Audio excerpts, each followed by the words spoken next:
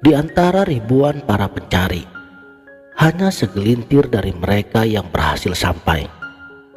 Dan di antara segelintir itu, banyak yang tersesat. Mengapa? Apa yang salah dengan mereka? Ini bukan cerita tentang kebenaran yang seringkali kamu dengar di mimbar-mimbar agama. Ini adalah tentang jurang antara mengaku tahu dan benar-benar tahu, antara puncak gunung yang dikira surga padahal baru setengah pendakian. Jika kamu ingin memahami mengapa banyak orang terjatuh di jalan tertinggi spiritualitas ini, dengarkanlah, karena di sini saya akan membongkar kesalahan fatal apa yang mereka lakukan.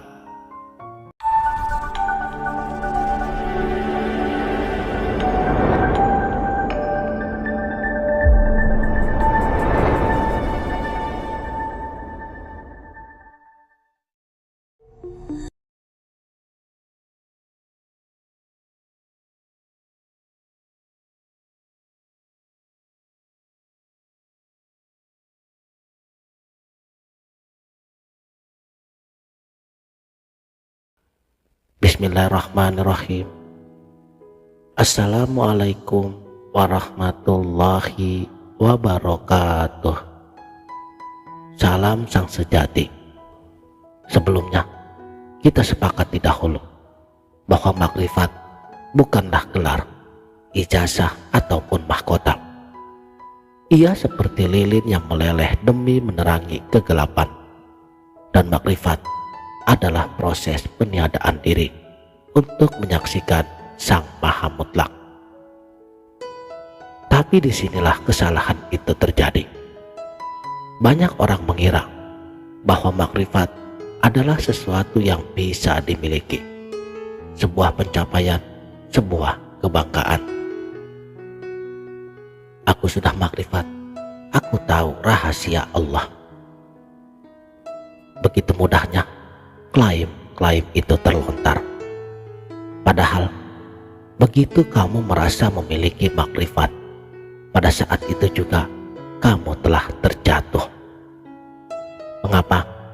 Karena hakikat makrifat adalah kehancuran. Ia bukan tentang menjadi besar, tetapi menjadi tiada.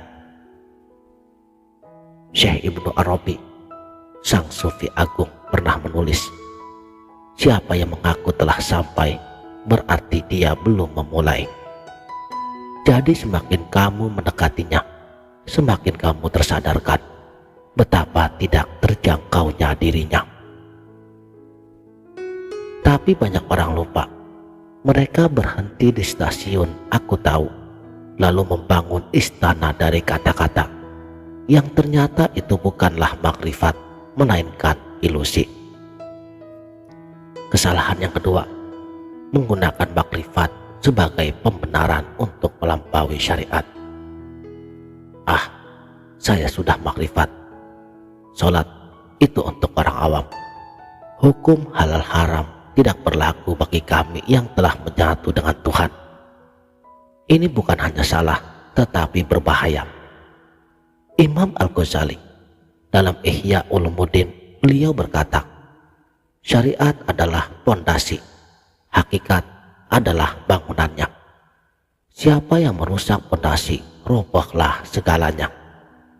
Dan orang makrifat sejati, mereka justru semakin khusyuk dalam ibadah, karena mereka paham syariat bukan sekedar ritual, tetapi cermin dari cinta. Lihatlah Rumi yang menari dalam zikir. Lihatlah Robi'ah Al-Adawiyah yang tidak pernah lelah bersujud. Mereka tidak membuang aturan, mereka menghidupkannya dengan makna. Tapi hari ini banyak orang makrifat mengabaikannya. Maksudnya, yang mengaku makrifat mengabaikannya. Mereka terjebak dalam konsep manunggaling kaula Gusti tanpa disiplin, dan hasilnya bukan pencerahan tapi kehancuran. Inilah yang salahnya memisahkan hakikat dari syariat, seperti memetik bunga lalu membuang pohonnya. Bayangkan seorang lelaki duduk di majelis ilmu, matanya berkaca-kaca dan suaranya bergetar. Saya telah diberi anugerah melihat nur ilahi, dan saya bisa berbicara dengan Nabi Khidir alaihi salam. Alhamdulillah, saya bukan lagi hamba, saya kekasih Allah. Apa yang salah dengan pengakuan ini? Sederhana, makrifat yang sejati melumerkan ego, bukan mengembangkannya. Seandainya saja jika setelah mengalami keadaan tersebut kamu masih merasa istimewa, masih ingin dipuji, masih membedakan diri dari orang awam, maka apa bedanya kamu dengan pedagang yang memamerkan hartanya? Syekh Abdul Qadir Al-Jailani pernah berdoa, "Ya Allah, jika aku menyombongkan diri karena ibadahku, cabutlah nyawaku sebelum kesombongan itu sampai ke lidahku." Orang makrifat palsu, mereka lupa bahwa anugerah tertinggi justru membuatnya takut. Takut jika dirinya tidak layak, takut jika cahayanya memudar. Bukan malah berkoar-koar di media sosial atau menjual kursus makrifat dengan harga jutaan. Itu bukan jalan para wali, ini jalan setan. Lalu di manakah letak makrifat yang benar? Jawabannya, makrifat adalah pintu, bukan tujuan. Ia adalah awal dari perjalanan yang lebih dahsyat menjadi seorang hamba hakiki. Yang sebelumnya kamu mengira bahwa dirimu hanyalah setetes air, lalu kamu menyadari, aku adalah laut. Tapi laut sejati tak perlu berteriak aku laut, melainkan ia diam, mengalir, memberi kehidupan tanpa syarat apapun lagi. Saudaraku, sang sejati, orang makrifat yang sejati adalah mereka yang setelah sampai justru kembali ke pasar, menjadi petani, menjadi seorang guru, menjadi seorang ibu rumah tangga. Mereka tidak lagi sibuk dengan pengalaman spiritual karena seluruh hidupnya sudah spiritual. Mereka tidak perlu bicara tentang Tuhan karena setiap helaan nafasnya adalah bukti adanya Tuhan. Inilah yang dilupakan banyak orang, karena makrifat bukan untuk melangit, tetapi untuk membumikan dengan cinta.